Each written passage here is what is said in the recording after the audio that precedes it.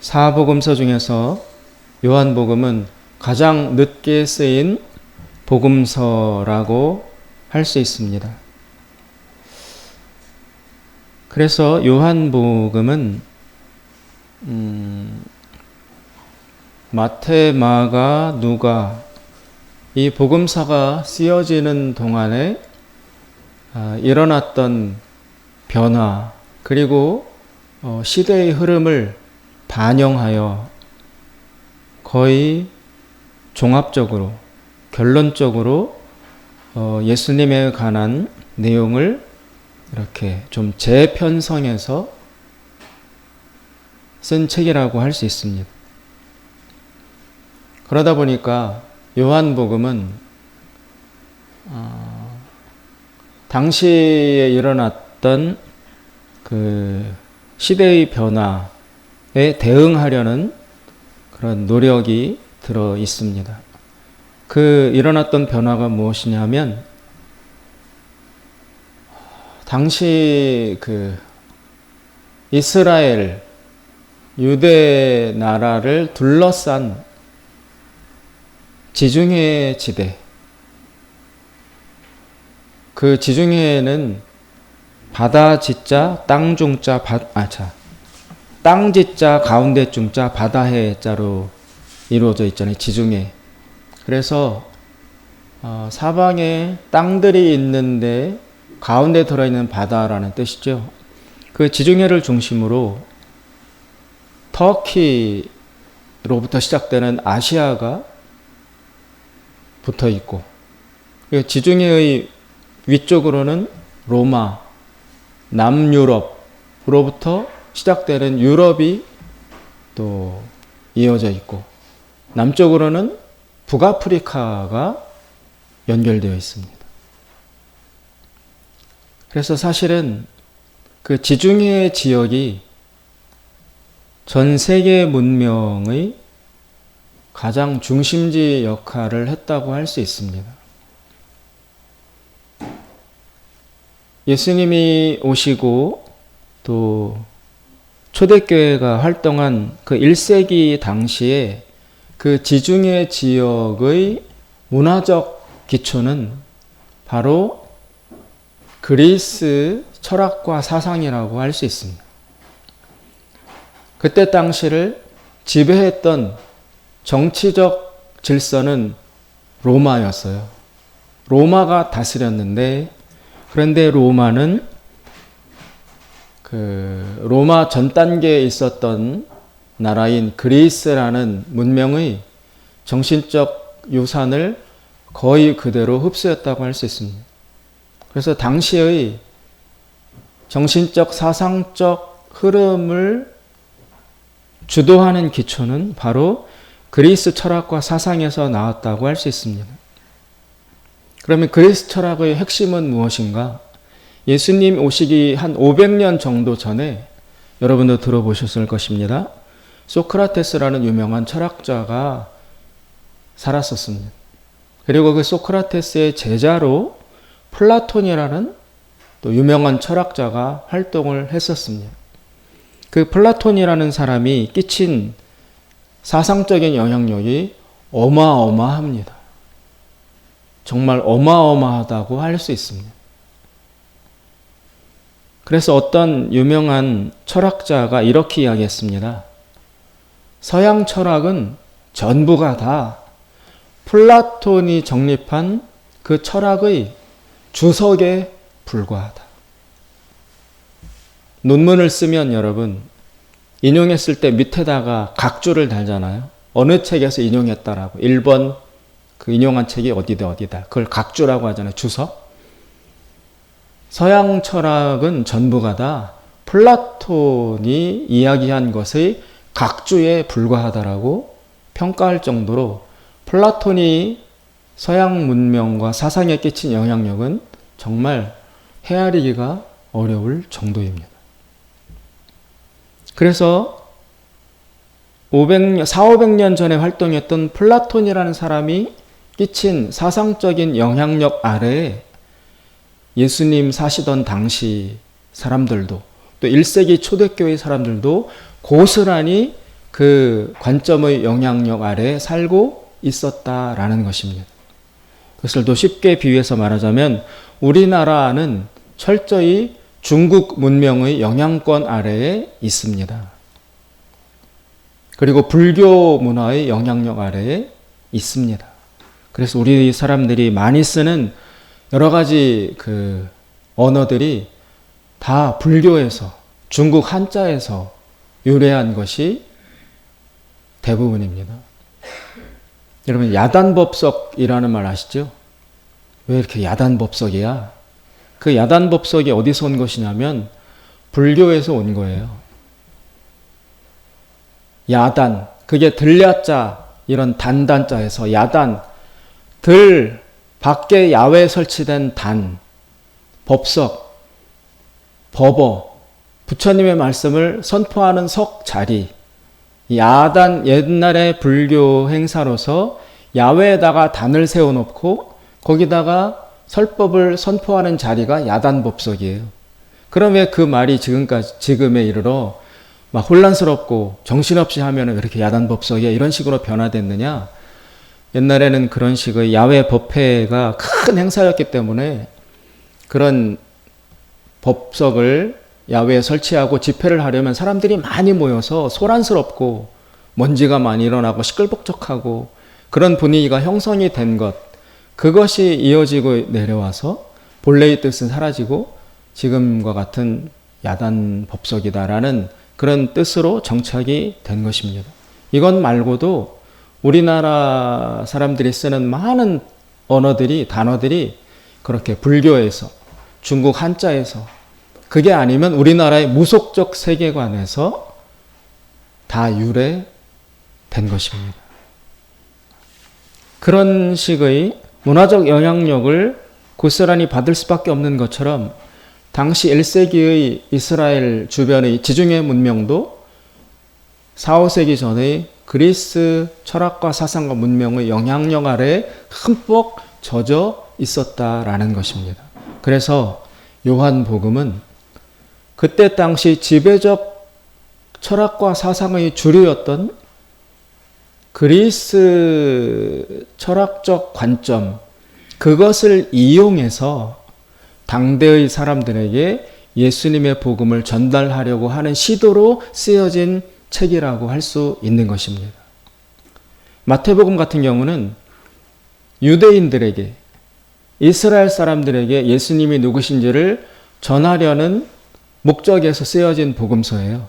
그래서 마태복음에는 구약 이야기가 대단히 많이 나옵니다.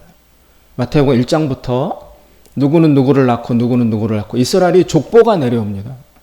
그러면 이스라엘 사람들이 아닌 이방인들의 눈으로 봤을 때 그 족보가 아무 의미가 없어요. 오늘 우리들도 마태복음 1장부터 읽을 때 다 뛰어넘는, 읽기 어려워하는 그런 느낌을 주는 것과 마찬가지로 이스라엘 사람이 아닌 분들이 그 족보를 읽으면 무의미합니다. 그런데 같은 유대인들 입장에서 누가 누구를 낳고 자기네 민족의 정통 족보를 이야기하는 것은 유대인들에게는 고스란히 의미가 있게 다가오는 것이죠. 마태복음은 그렇게 유대인들을 대상으로 쓴 복음서인 반면에 가장 늦게 쓰여진 요한복음은 유대인들이 아닌 그리스 사상과 정신적 영향력 아래에 다 젖어서 살고 있는 언어도 생각도 문화도 그들에게 유대인인 예수님을 전하기 위해서 그런 목적으로 유대가 아니라 그 그리스 철학적인 관점을 활용해서 이 복음서를 썼다라는 것입니다. 그래서 그러면 그 플라톤 철학의 가장 큰 특징이 무엇이냐? 그것은 이원론이라는 것입니다. 이원론. 이원론은 뭐냐면 세상의 모든 것을 그 두 가지 차원으로 나누어 본다라는 거죠. 이원론의 가장 흔한 예는 바로 음양론이 음양론. 음과 양, 남과 여. 그렇게 두 가지 요소로 나누어서 보는 것을 이원론이라고 하는데 동양에서는 음양 이원론이 굉장히 발달한 반면에 서양에서는 플라톤 철학에서 기원하는 이원론이 대단히 발달했다는 것입니다. 그러면 그 플라톤 철학의 이원론은 무슨 내용으로 구성되어 있느냐 하면 이런 거예요. 그 철학적 용어로 하면은 본질과 현상, 이해하시기 어렵겠지만 본질은 잘 보이지 않고 감춰져 있고 그 본질이 현상으로 드러난 것을 우리가 눈으로 보는 것이다. 대충 예를 들면 그런 것입니다. 그래서 요한복음은 그 플라톤 철학의 이원론적 관점을 활용해서 요한복음 안에도 그 이원론에 근거한 그 이야기가 많이 나오고 있습니다. 예를 들면 이런 것입니다. 요한복음에는 이런 이야기가 많이 나옵니다. 빛과 어두움, 빛과 어두움, 또 하늘과 땅. 오늘 본문에도 나옵니다. 6절에 보면 육과 영, 육으로 난 것은 육이요 성령으로 난 것은 영이다. 이런 식으로 빛과 어두움, 하늘과 땅, 육과 영, 이런 식의 이원론적 관점으로 요한복음은 이야기를 전개하고 있습니다. 요한복음이 왜 그러냐면 그런 이원론적 관점에 푹 젖어 있는 당대 동시대의 사람들에게 말을 걸기 위해서, 소통하기 위해서 그런 이원론적 관점에 근거해서 자기 얘기를 풀어간다라는 것입니다. 오늘 본문 말씀에도 그런 이원론적 관점이 고스란히 잘 드러나 있다고 할 수 있습니다. 지난 시간에 예수님께서는 요한복음에 특히 예수님의 고향이신 북쪽 갈릴리가 아니라 남쪽 예루살렘 중심으로 활동을 하셨다라고 이야기를 했었습니다. 예수님은 지난 시간에 예루살렘에 계시다가 잠깐 고향 동네인 갈릴리로 가셨다가 다시 예루살렘으로 내려오셨습니다. 그래서 2장 13절부터 보시면 예수님이 예루살렘에 돌아오신 이후로 예루살렘 성전에 들어가서 거기서 막 끈으로 그 안에서 장사하는 사람들을 다 후려쳐가지고 내쫓고 거기에 팔려고 대기하고 있던 짐승들도 예루살렘 성전 밖으로 막 내쫓았어요. 그래서 큰 혼란이 일었어요. 엄청난. 성전에 들어와서 그런 식으로 행동하는 사람은 한 번도 없었거든요. 그래서 그 유대교 지도자들이 예수님이라는 사람을 주목하기 시작했습니다. 그리고 2장 23절에 보면 6월절에 예수께서 예루살렘에 계시니 많은 사람이 그 행하시는 표적을 보고 그 이름을 믿었으나 여기에 표적이 나오는데 이것은 다른 말로 번역하면 이적, 기적이라고 할 수 있습니다. 예수님이 예루살렘 성전에서 그 막 짐승들을 내쫓고 노끈으로 후려치고 하는 혼란을 일으키고 난 후에 사람들의 이목이 집중된 가운데 예수님께서 오늘 본문에 자세하게 나오진 않지만 여러 가지 기적적인 행동들을 많이 하셨다라는 것입니다. 그래서 예수님이 더 유명해졌어요. 온 이스라엘에 소문이 나고 알려지게 되었습니다. 그 일이 있고 난 이후에 이제 오늘 본문의 사건이 시작되는 것입니다. 1절에 보시면 바리새인 중에 니고데모라 하는 사람이 있으니 유대인의 관원이라 그가 밤에 예수께서 와서 가로되 랍비여 우리가 당신은 하나님께로서 오신 선생인 줄 아나이다. 하나님이 함께 하시지 아니하시면 당신의 행하시는 이 표적을 아무라도 할 수 없음이니이다. 예루살렘 성전에서 큰 소란을 일으키신 이후에 또 몇 가지 기적적인 행동들을 보여주시고 나서 예수님이 와서 쉬고 있는데 밤에 니고데모라고 하는 사람이 혼자 찾아왔습니다.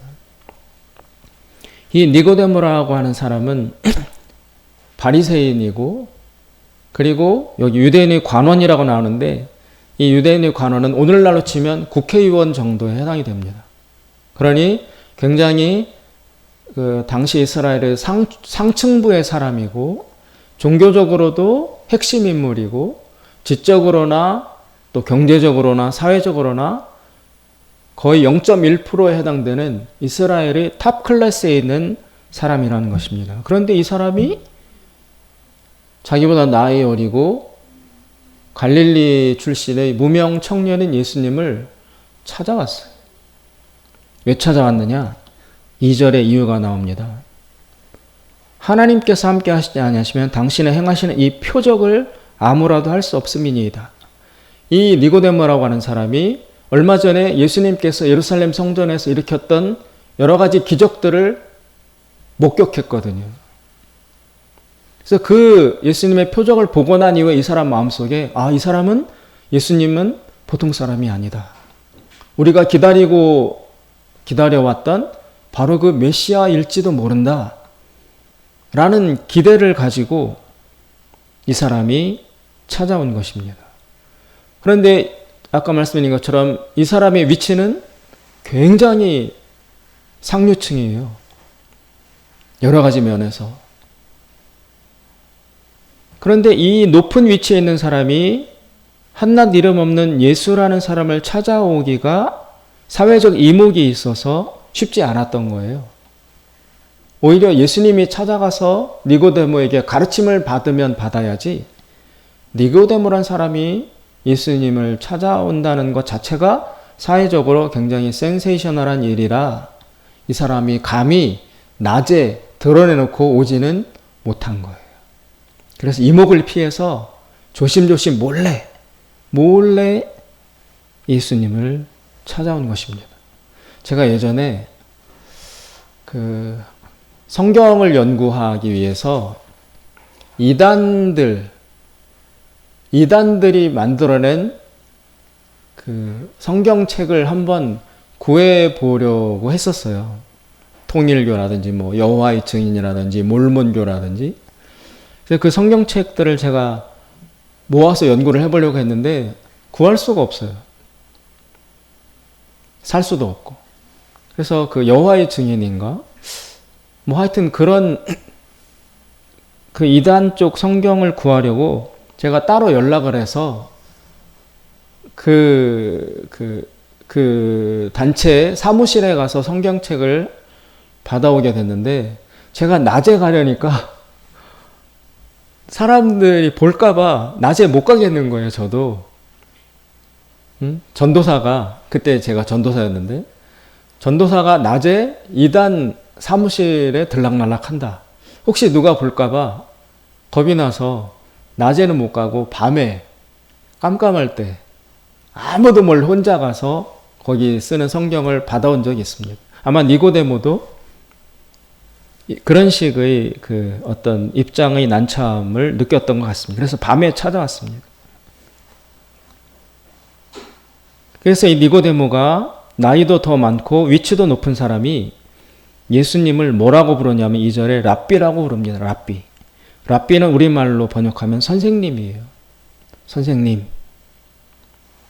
그러니까 이 니고데모의 마음속에 예수님에 대한 대단한 존경과 신뢰와 기대의 마음이 담겨 있다는 것을 알 수 있습니다. 그러면 이 니고데모가 예수님을 주목하는 그 이유에 담긴 진짜 뜻은 무엇이냐면 우리가 기다려오던 이스라엘의 구원자가 당신일 것 같아서 내가 확인차 왔습니다. 이런 뜻이거든요. 그런데 니고데모를 포함한 당시 이스라엘의 평범한 사람들이 가지고 있던 메시아에 대한 개념은 무엇이었냐면 지금 이스라엘이 오랜 시간 동안 주변의 강대국으로부터 지배를 받아오는 식민지 생활을 하고 있기 때문에 만약에 하나님께서 메시아를 보내신다면 어떤 정치적이고 군사적인 능력이 뛰어난 사람이 와서 주변의 강대국 로마 같은 나라를 패배시키고 우리 이스라엘을 독립시켜주고 또 우리나라를 부강하게 만들어서 세계 최고의 나라로 만들어줄 것이라는 이런 정치, 경제적, 사회적인 기대가 이 사람들이 가지고 있는 메시아의 개념 속에 포함되어 있었어요. 그 일을 해주기를 바라는 마음을 가지고 예수님을 니고데모가 찾아온 것입니다. 그런데 그런 니고데모가 가진 기대와 완전히 다르게 예수님은 뜻밖의 완전히 뜬금없는 말씀으로 대답을 하십니다. 3절 예수께서 대답하여 가라사대 진실로 진실로 내게 이르노니 사람이 거듭나지 아니하면 하나님 나라를 볼 수 없느니라. 니고데모가 이야기하고 싶었던 내용과 전혀 상관이 없는 예수님은 완전 차원이 다른 이야기를 꺼내 놓으십니다. 첫째, 하나님 나라를 이야기합니다. 두 번째, 너가 거듭나지 아니하면 하나님 나라를 볼 수 없다라는 이야기를 하십니다. 이 하나님 나라가 왜 이런 개념이 나왔냐면 아까 말씀드린 이원론적인 관점에서 지금 니고데모가 추구하는 나라는 땅의 나라라는 것을 반영하고 있습니다. 암시하고 있습니다. 니고데모는 이스라엘 사람들은 자신이 살고 있는 이스라엘 나라가 잘되고 번성하는 것을 꿈꾸고 있어요. 예수님은 그것을 땅의 나라라고 규정하고 있는 것입니다. 그러면서 예수님은 그런 땅의 나라가 아니라 너희들은 나를 통해서 하나님의 나라를 발견해야 된다. 그렇게 반문하고 계신 것이고, 그리고 그 하나님 나라와 결부하여서 그 하나님 나라는 어떻게 보고 어떻게 들어가느냐? 거듭나야지만 볼 수 있고 들어갈 수 있다. 이렇게 대답을 하시는 것입니다. 거듭난다란 이야기는 우리나라 말로 하면 다시 태어난다라는 것입니다. 거듭 말한다. 그럴 때 반복해서 2번, 3번 말한다라는 뜻이잖아요. 그래서 거듭난다는 한 번 더 태어난다라는 것을 뜻합니다. 지금 니고데모와 예수님의 대화는 완전히 초점이 서로 빗나가고 있습니다. 니고데모는 한 번도 생각해 보지 못한 뜻밖의 말씀을 예수님으로부터 들은 것입니다. 그래서 니고데모가 정신을 못 차리고 예수님에게 떠듬떠듬 다시 물어봅니다. 4절. 니고데모가 가로되 사람이 늙으면 어떻게 날 수 있삼나이까? 2번째 모태에 들어갔다가 날 수 있삼나이까? 예수님이 너 다시 태어나야 된다 그러니까 니고데모가 아니 사람이 어떻게 다시 또 태어납니까? 엄마의 뱃속으로 다시 들어갔다가 또 태어나야 된다는 말입니까? 그런 게 어떻게 가능합니까? 아주 상식적인 차원에서 니고데모가 다시 질문을 한 것입니다. 그런 걸로 볼 때 니고데모는 지금 나이가 꽤 많은 그런 연령층에 속해 있다는 것을 알 수 있습니다. 자기가 이 나이에 어떻게 내가 또 태어난다라는 거지? 전혀 영문을 모르고 니고데모가 대답하고 있습니다. 그러면서 예수님이 그 질문에 다시 대답을 합니다. 예수께서 5절 대답하시되 진실로 진실로 내게 이르노니 사람이 물과 성령으로 나지 아니하면 하나님 나라에 들어갈 수 없느니라. 그리고 6절 육으로 난 것은 육이요 성령으로 난 것은 영이니. 여기에 예수님의 핵심 말씀이 나오고 있습니다. 사람은 모두 다 육으로 태어난 상태이다. 그러나 내가 말하는 하나님 나라 거기에 들어가려면 영으로 다시 태어나는 과정을 반드시 거쳐야 한다. 이것이 예수님이 말씀하시는 핵심인 것입니다. 근데 그 말을 들어도 니고데모는 선뜻 이해할 수가 없었습니다. 하나님 나라에 대한 개념도 자신이 가진 것과 예수님이 말씀하시는 것이 다르고, 그리고 사람이 다시 태어난다라는 게 무슨 뜻인지 전혀 파악을 하기가 어렵습니다. 그래서 예수님께서 설명을 다시 해 주십니다. 아까 말씀드린 것처럼 이 요한복음은 플라톤적인 이원론의 기초 위에서 예수님의 복음과 하나님의 나라를 설명하고 있다라고 말씀을 드렸습니다. 하나님 나라, 그것은 땅의 나라와 대조되는 것입니다. 그 하나님 나라에 들어가도록 하기 위해서 예수님이 오셨다라는 것이죠. 그러면 그 하나님 나라에는 어떻게 들어가느냐? 그 대답을 예수님이 하고 계신 것입니다. 여러분, 우리나라 사람이 미국에 가서 거기에서 아기를 낳으면 그 아기의 국적은 어디가 되죠? 자동적으로 미국이 되죠. 부모가 미국 사람이 아니어도 미국에 가서 출산을 하면 거기서 태어난 아이는 자동적으로 미국 국적을 태어남과 동시에 받게 됩니다. 국적을 얻는 방법이 그런 것입니다. 그 나라에서 태어나면은 그 나라 국민이 되는 것입니다. 예수님도 너희들 하나님 나라에 어떻게 들어갈 수 있느냐? 너희들은 지금 땅의 나라에 살고 있는데 하나님의 나라라는 곳으로 옮겨가야 된다. 나는 그 일을 위해서 왔다. 그럼 하나님 나라에는 어떻게 들어가느냐? 그 나라에서 태어나면 그 하나님 나라의 국적을 보유하게 된다. 그렇게 말씀하시는 것입니다.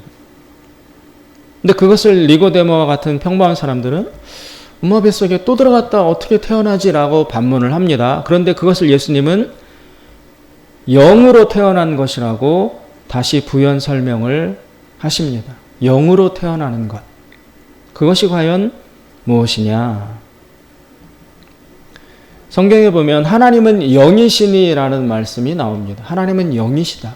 그 영이란 건 도대체 무엇이냐? 세상을 바라보는 두 가지 관점이 있습니다. 유물론과 유심론이라는 것인데요. 유물론은 세상은 물질이 전부 다다. 물질이 본질이다. 물질 외에, 보이는 것 외에, 이 물질적 세계 외에 또 다른 세계는 없다.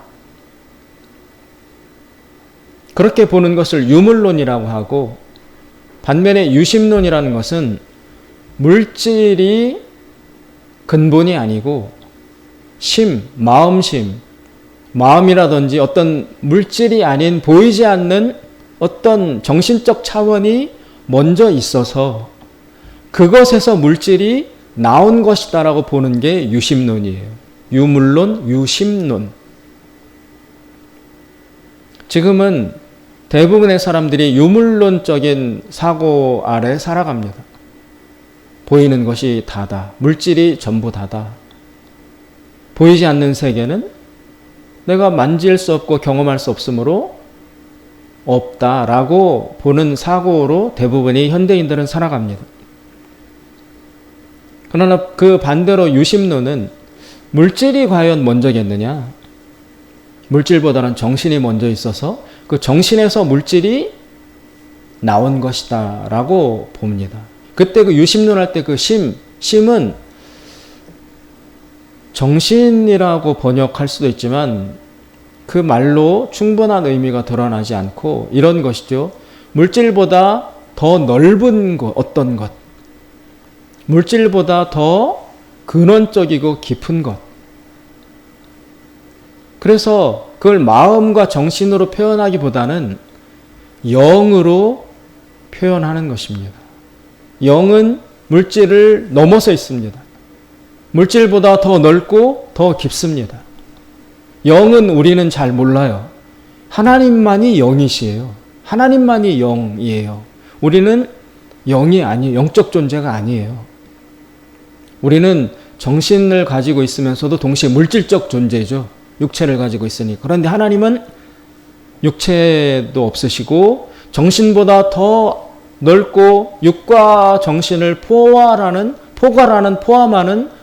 더 넓은 분으로서 영이라고 표현되어 있습니다. 하나님의 나라는 영의 나라라고 할 수 있습니다. 그래서 그 하나님 나라에서 하나님 나라에 들어가려면 다시 태어나야 되는데 영으로 다시 태어나야 된다라고 예수님이 설명하고 있습니다. 바로 이 점에 우리 기독교 구원의 독특함이 들어있다고 할 수 있습니다. 흔히 예수님을 기독교에서는 독생자라고 표현합니다. 독생자라고 표현하죠. 오늘 요한복음 1장 18절에 보시면 이런 말이 나옵니다. 1장 18절에 요한복음 1장 18절에 본래 하나님을 본 사람이 없으되 아버지 품속에 있는 독생하신 하나님이 나타내셨느니라. 여기 독생하신 하나님이 나옵니다. 독생이란 건 뭡니까? 독생자라는 뜻은 하나님의 유일한 아들이란 뜻이에요. 독생자. 오직 혼자만 있다. 독생자 예수. 그때 그 독생자는 하나님에게 있는 유일한 아들이신 분이다라는 뜻이 들어 있습니다. 그래서 여러분, 우리가 믿는 이 하나님에게는 아들이 있어요. 그런데 그 아들은 예수님 한 분밖에 없어요. 그래서 독생자라는 거예요. 예수님 말고는 하나님에게 아들이 없어요. 그럼 우리는 뭐냐? 우리 인간들은 하나님의 아들과 딸, 하나님의 자녀가 아니에요. 예수님만 하나님의 아들이에요. 그럼 그걸 다른 말로 성경은 어떻게 표현하냐면 창세기 1장에 보면 하나님이 다른 만물을 창조하시면서 마지막에 인간을 창조하시죠. 창조한다라는 것이 만들어낸다라는 것이지 않습니까? 우리 인간은 하나님이 만들어낸 존재들입니다. 반면에 예수님은 하나님이 낳으신 아들이에요. 하나님에게서 낳아진 분은 예수님 밖에 없어요. 우리 인간은 모두 하나님이 낳으신 존재가 아니라 하나님이 만들어낸 존재들이에요. 그러면 낳으신 분과 낳아진 존재와 만들어진 존재 사이에는 어떤 차이가 있느냐? 이런 큰 차이가 있습니다. 여러분, C.S. 루이스라는 영국의 유명한 크리스찬이라는 분이 계신데 그분이 순전한 기독교라는 책에 이런 이야기를 써놓았어요. 오늘 설교의 제목도 사실은 그 책에서 제가 인용한 것입니다. 만들어진 것과 낳아진 것, 낳은 것 차이가 무엇이냐? 여러분, 새들은 둥지를 만들죠. 그죠? 새들은 둥지를 만들고 비버, 수달인가? 그런 동물은 댐을 만든다고 합니다. 또 사람은 라디오들 만들고 차도 만들고 여러 가지 기기를 만들어냅니다. 유명한 조각가는 사람과 흡사한 그런 형상을 조각으로 만들어냅니다. 그러나 사람과 아무리 흡사해도 그것이 살아있는 존재는 아니잖아요. 그리고 만들어낸 것 속에는 나와 같은 본질이 들어가지 않아요. 내가 아무리 심혈을 기울여서 조각을 만들고 차를 만들고 의자를 만들고 해도 그것은 그 속에는 내 생명이 들어가 있지 않습니다. 그렇죠?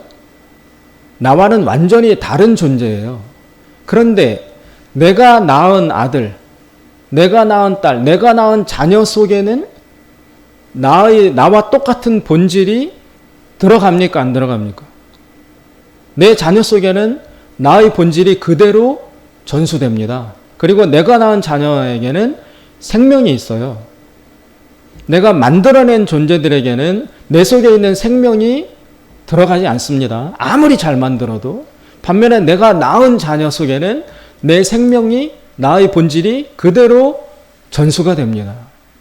마찬가지로 하나님은 만물을 만드시고 인간도 만들었어요. 우리는 살아있는 존재이긴 하지만 하나님이 만들어낸 존재이므로 하나님 속에 있는 생명과 본질이 우리 속에 전달은 안 되어 있어요. 살아있긴 하지만 하나님과 같은 본질이 우리 속에 들어와 있지 않습니다. 만들어진 존재이기 때문에. 반면에 예수님은 하나님이 낳았으므로 하나님 속에 있는 본성과 본질과 생명이 예수님 속에는 그대로 전수되어 있습니다. 그래서 하나님과 예수님은 같은 본질을 가진 신이라는 거예요. 하나님이라는 거예요. 우리는 생명도 있고 살아있긴 하지만 하나님이 만들어낸 존재이기 때문에 하나님 속에 있는 본질과 생명이 우리 속에는 하나도 들어와 있지 않습니다. 그래서 하나님이 만들어낸 존재들이 사는 이곳을 땅이라고 하는 것이고 하나님이 계시는 곳을 하늘이라고 하는 것이고 그 하늘, 거기에는 하나님과 예수님만 계신 곳이에요. 두 분 다 영적 존재들이에요. 우리는 육적 존재들이에요. 하나님 속에 있는 생명이 우리 속에는 하나도 들어와 있지 않습니다. 그런데 예수님이 오셨습니다. 오셔서 무엇을 하려고 하시는 것인가? 오늘 니고데모에게 설명해 주신 것처럼 5절에 예수께서 대답하시되 진실로 진실로 내게 이르노니 사람이 물과 성령으로 나지 아니하면 하나님 나라에 들어갈 수 없느니라. 여기서 예수님이 니고데모에게 너가 다시 태어나야 된다라는 이 말은 엄마 뱃속에 들어갔다 육적으로 다시 한 번 더 태어나야 된다는 것이 아니라 육으로 태어나는 것이 아닌 영으로 태어나는 것이 너가 한 번 더 겪어야 될 일이다. 그 영으로 태어나면 하나님 나라의 백성이 된다. 그 영으로 태어난다는 것이 무엇이냐면 하나님이 예수님을 낳으셨듯이 하나님으로부터 하나님이 우리를 낳는다는 거예요. 지금까지는 육으로 태어났지만 하나님으로부터 우리가 태어나게 되면 그것이 영으로 태어난다는 것인데 한 번 더 영으로 태어나면 하나님 나라의 백성이 될 수 있는 것이다.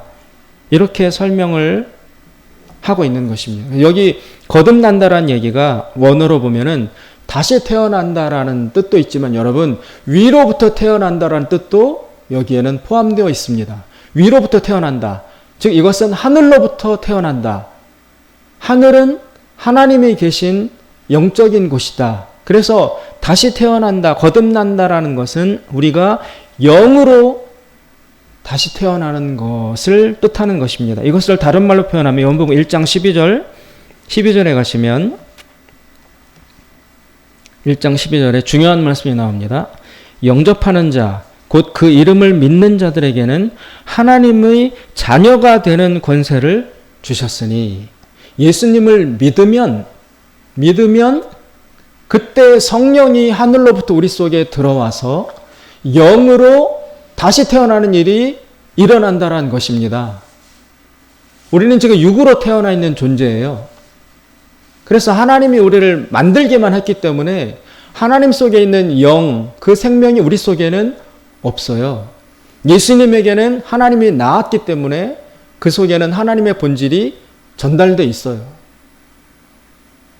우리는 땅의 나라에 살고 있습니다. 육의 나라에 살고 있습니다. 그런데 예수님이 오셔서 그 예수님을 믿고 받아들이면 그 순간에 하나님 계신 하늘로부터 성령이 영이 우리 속에 들어와서 우리를 영적인 존재로 하나님의 자녀로 다시 태어나게 만들어 준다라는 것입니다. 그 일을 통해서 우리는 하나님의 자녀가 된다라는 것이고 그 일을 통해서 하나님의 나라의 백성이 된다라는 것입니다. 그래서 1장 13절 12절 다음 13절에 이는 혈통으로나 육정으로나 사람의 뜻으로 나지 아니하고 오직 하나님께로서 난 자들이니라. 여기 하나님께로서 난 자들이 뭐냐면 하나님이 직접 낳으신 그런 존재들이 되는 거라는 뜻입니다. 지금까지는 하나님이 직접 낳은 존재는 예수님밖에 없었습니다. 그러므로 내가 자식을 낳으면 그 속에 내 생명과 본질이 전달되는 것처럼 예수님 속에는 하나님의 신적 본질이, 영적 본질이 예수님에게는 들어가 있습니다. 그래서 예수님 하나님의 아들이에요. 그런데 우리 모든 인간은 하나님이 만들어내기만 한 존재이기 때문에 하나님의 생명이 우리 속에 들어있지 않습니다. 그렇게 살아왔습니다. 그러나 이제 예수님이 오셔서 예수님을 믿고 받아들이면 하나님이 예수님을 낳았듯이 하나님이 우리를 다시 낳는 일이 우리 영 속, 우리 존재 속에 일어난다라는 거예요. 영적으로 다시 태어나는 일이 발생한다.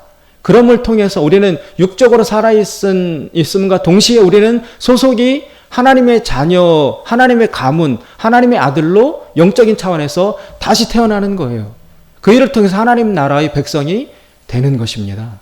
그래서 여러분 세상 속에 모든 사람들이 많이 살고 있지만 남과 여로 나눌 수 있고 그리고 두 가지로 딱 나눌 수 있습니다.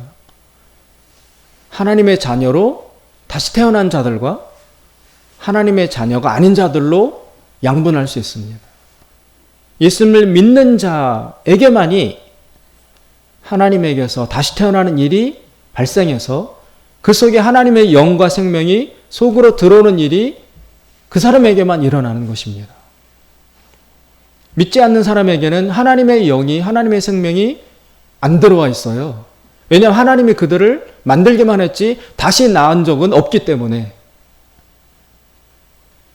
그래서 지금 니고데모가 당신 보니까 기적도 행하고 우리 이스라엘을 해방시켜줄 그 구원자로 알고 내가 확인하고자 이 밤에 찾아왔습니다. 예수님은 거기에 이런 반구 대답도 안 하시고 너 하나님 나라의 백성이 되어야 하는데 그러려면 너 다시 태어나야 돼. 그 일이 아니고는 절대 하나님과 아무 관계도 맺어질 수 없어. 나는 그 일을 위해서 왔어. 니고데모가 어떻게 다시 태어납니까? 내가 나이가 이렇게 많은데 어머니도 돌아가시는데 어떻게 뱃속에 또 들어갔다 또 태어납니까? 예수님 말씀이 그렇게 태어나는 육의 다시 탄생을 내가 말하는 것이 아니라 하나님의 자녀로 다시 태어나는 일이 모든 인간에게는 반드시 있어야만 그 사람과 하나님과의 관계는 회복되는 것이다. 하나님의 자녀가 아니고서는 하나님과 아무 관계가 없다. 그럼 그렇게 하나님의 자녀로 다시 태어나는 것, 거듭 태어나는 것은 어떻게 가능하냐?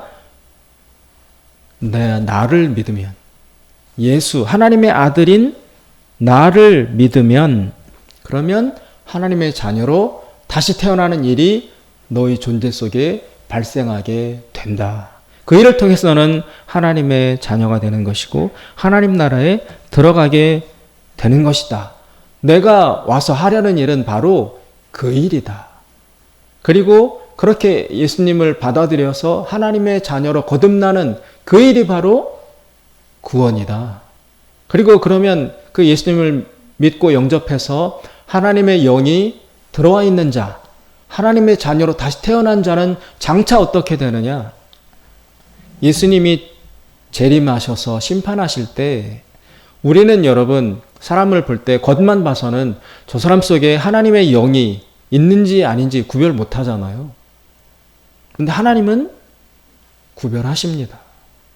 그래서 그 사람 속에 하나님의 영과 생명이 있는 자들은 모아서 천국으로 들이시고, 왜냐하면 하나님의 자녀니까, 하나님의 내가 낳은 아들, 딸이니까 하나님의 가정인 천국으로 받아들이고, 내 영을 받지 아니한 자, 하나님이 그냥 만들어내기만 하는 존재, 그 속에 하나님의 생명과 본질이 들어가 있지 않은 내 자식이 아닌 사람들은 천국으로 안 데리고 들어간다는 거예요. 그러면 그 나머지들은 자동적으로 천국이 아닌 곳으로 가야 됩니다. 거기가 어디냐? 거기를 일컬어서 지옥이라고 하는 것입니다. 모든 부모는 자기 자식만을 챙기죠. 또 어디가 있어도 내 자식인지 바로 알아차리죠. 하나님도 영의 눈으로 볼 때 예수님을 믿어서 그 속에 하나님의 영이 있는 자들과 영이 없는 자들을 하나님은 바로 분별하시죠. 그리고 그것이 우리들의 영원한 생명과도 이어진다라는 것입니다. 오늘 본문 3장 15절에 보면 이는 저를 믿는 자마다 영생을 얻게 하려 하심이니라. 예수를 믿는 자마다 구원, 영생, 천국에 들어가는 것을 얻게 해주려 합니다. 16절 하나님이 세상을 이처럼 사랑하사 독생자 즉 예수님을 주셨으니 이는 저를 믿는 자마다 멸망치 않고 영생을 얻게 하려 하심이니라. 하나님이 그 아들을 세상에 보내신 것은 세상을 심판하려 하심이 아니요 저로 말미암아 세상이 구원을 받게 하려 하심이라. 18절 저를 믿는 자는 심판을 받지 아니하는 것이요 나중에 믿지 아니하는 자는 하나님의 독생자의 이름 예수님의 이름을 믿지 아니함으로 벌써 심판을 받은 것이니라. 그 속에 예수님의 영, 하나님 자녀의 본질이 없기 때문에 하나님과 아무 상관없는 존재가 될 수밖에 없다라는 뜻입니다. 사랑하는 여러분, 우리가 예수님을 믿고 영접한다는 것, 그것이 아무 일도 아닌 것처럼 우리가 생각할 때가 있습니다. 믿어서 좋아진 게 뭐 있어? 근데 예수 믿어서 달라진 거 아무것도 없어. 교회 나와도 뭐 고난이, 고통이, 어려운 일은 늘 닥치더라. 내가 교회 나가야 될 이유를 모르겠다라고 말하는 사람들이 있고 그런 시험을 겪을 때가 우리가 있습니다. 그러면 과연 예수님을 믿은 것이 아무런 차이도 발생시키지 않은 것이냐? 그렇지 않다라는 것이죠. 그건 땅의 나라, 육의 시선으로 볼 때만 그런 것이지 영적인 차원에서 볼 때는 육의 나라에서 영의 나라로 그냥 피조물에서 하나님의 자녀로 지옥에서 천국으로 완전히 신분이 바뀌는 놀라운 근본적인 구원의 역사가 그 사람에게 영적인 차원에서 일어났다라는 것입니다. 일어나고 있다. 니고데모는 그걸 모르는 사람이고 예수님은 이 영적 차원에서 대답을 하고 있는 것이고 극과 극에 있던 두 사람이 만나서 지금 대화를 하는 것입니다. 우리의 믿음은 예수님을 믿는 이 믿음은 여러분 아무것도 아닌 것이 아닙니다. 영적인 차원에서 새로운 생명이 우리 속에 들어온 것입니다. 그리고 그 생명의 진가는 지금 이 땅에서 살면서 잘 드러나지 않을 수 있지만 나중에 예수님 다시 오셔서 알곡과 가라지를 나눌 때, 천국과 지옥으로 구분할 때, 그때 우리 속에 들어있는 성령, 하나님이 주신 영으로 말미암아 그때 바로 우리는 선택받아 천국으로 가게 되는 것이라는 것입니다. 따라서 이 믿음의 가치를 이 세상에서 주어지는 유익이나 외적 증거나 어떤 복 받는 거나 이런 걸 가지고 우리 믿음의 진가를 평가하지 마시고 인내와 믿음과 소망을 가지고 우리 속에 일어난 성령으로 인해서 거듭난 하나님의 자녀가 된 이 놀라운 생명의 역사를 감사하고 의식하면서 예수님 다시 오시기까지 이 믿음을 지켜가야 되는 그 믿음의 인내의 과정으로 우리가 볼 필요가 있는 것입니다. 기도하겠습니다. 자비로우신 하나님 아버지, 이 세상에서 우리가 가진 이 생명의 가치가 좀태로 드러나지 않을 때가 많습니다. 마치 백조가 오리들 틈에 끼어서 그들과 같지 않다라는 이유 때문에 오히려 박해를 받고 핍박과 소외를 당한 것처럼 우리 믿는 자들은 이 세상에서 오히려 고난과 핍박과 어려움을 겪을 때도 많습니다. 그러나 때가 이르렀을 때에 오리인 줄 알았으나 그 백조 속에 들어있던 백조의 본질이 만개하고 활짝 드러났을 때 그들은 그 존재는 마침내 영광스러운 백조로 다시 탄생하는 것처럼 우리도 주님 다시 오실 때 영원한 하나님 나라의 백성으로 확실하게 드러날 줄로 믿습니다. 그때까지 이 믿음과 또 하나님 주신 이 생명을 잘 유지하고 가꾸어 나가고 감사하며 승리할 수 있는 우리 모두가 되게 하여 주시옵소서. 예수님의 이름으로 기도드리옵나이다. 아멘.